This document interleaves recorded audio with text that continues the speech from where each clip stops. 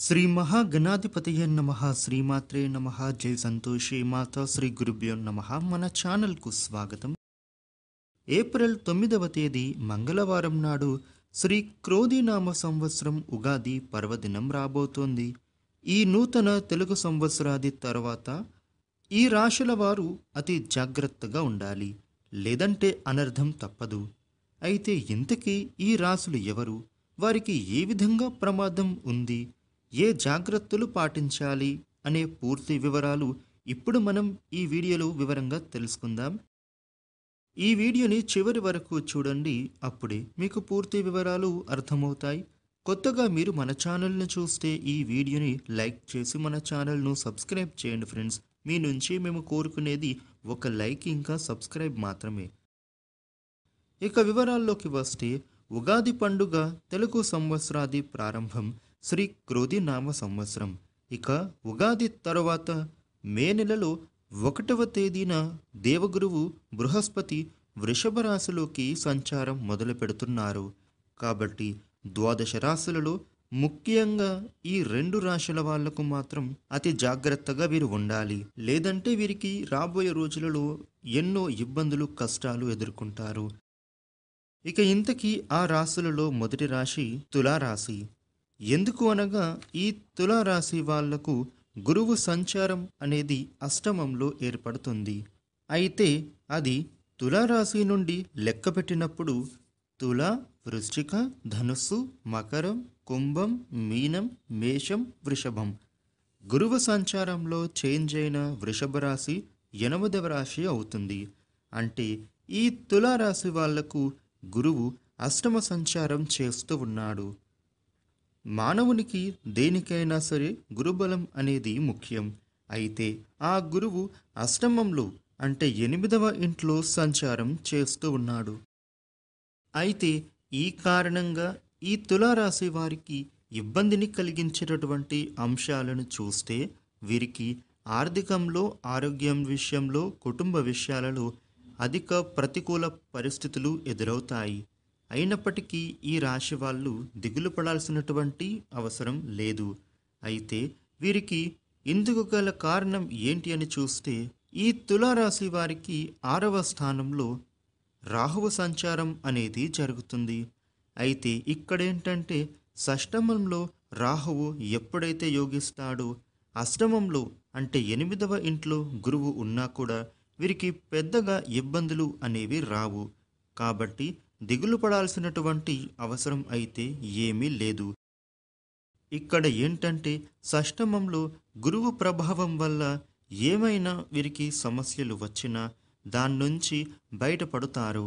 అయినప్పటికీ వీళ్లకు అష్టమంలో సంచారం ఉన్నటువంటి గురువు యొక్క వ్యతిరేక ఫలితాలు అధిగమించడానికి మే 1వ తేదీ తరువాత ఈ రాశి వారు గురుగ్రహ వేదమంత్ర జపం చేయించుకొని 1.25 కేజీ శనగలు పసుపు రంగు వస్త్రంలో కలిపి బ్రాహ్మణులకు దానంగా ఇవ్వండి. తీర్థ ప్రసాదాలు స్వీకరించండి.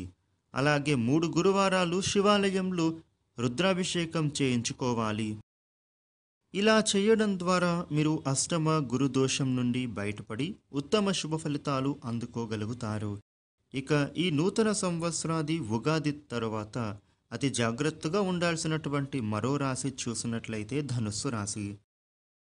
అయితే దీనికి కారణం ఏమిటి అని చూస్తే, గురువు సంచారం చేస్తున్నటువంటి వృషభ రాశి నుంచి లెక్కబెడితే ధనుస్సు రాశి జాతకులకు మే 1వ తేదీ నుంచి గురువు 6వ స్థానంలో సంచారం చేస్తూ ఉన్నాడు.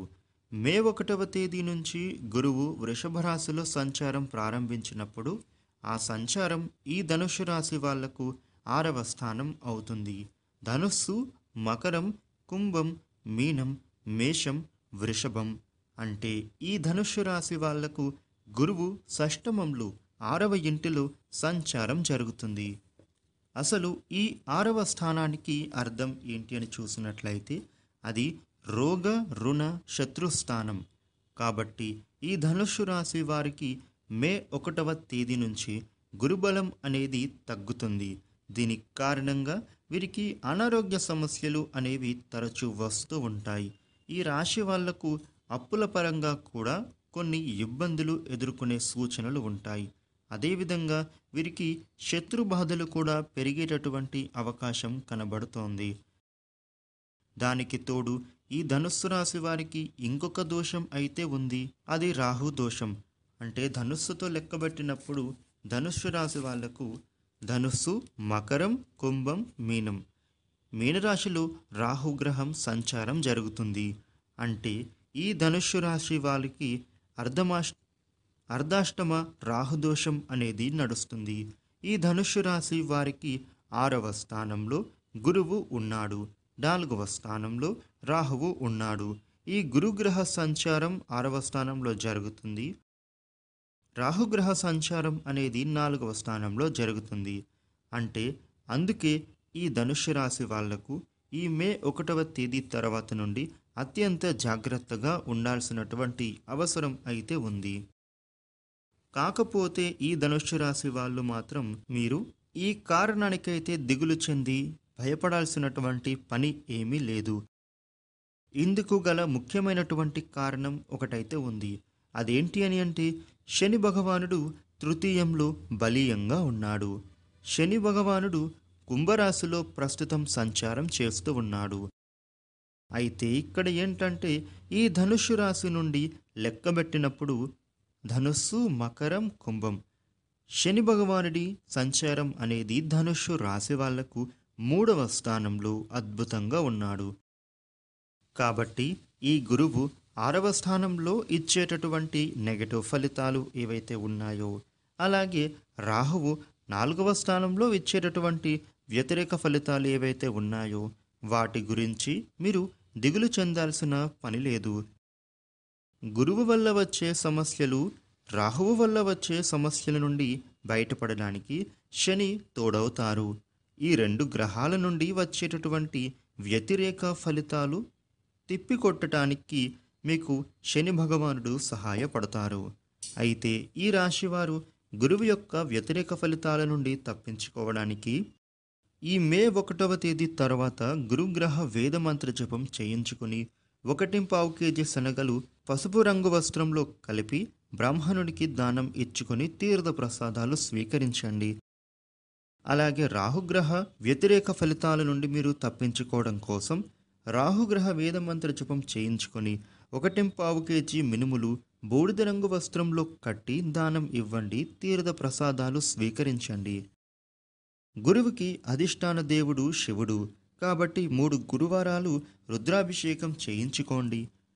రాహువుకి అధిష్టాన దేవుడు దుర్గాదేవి కాబట్టి అమ్మవారికి 4 ఆదివారాలు దుర్గాదేవికి కుంకుమార్చన చేయించుకోండి.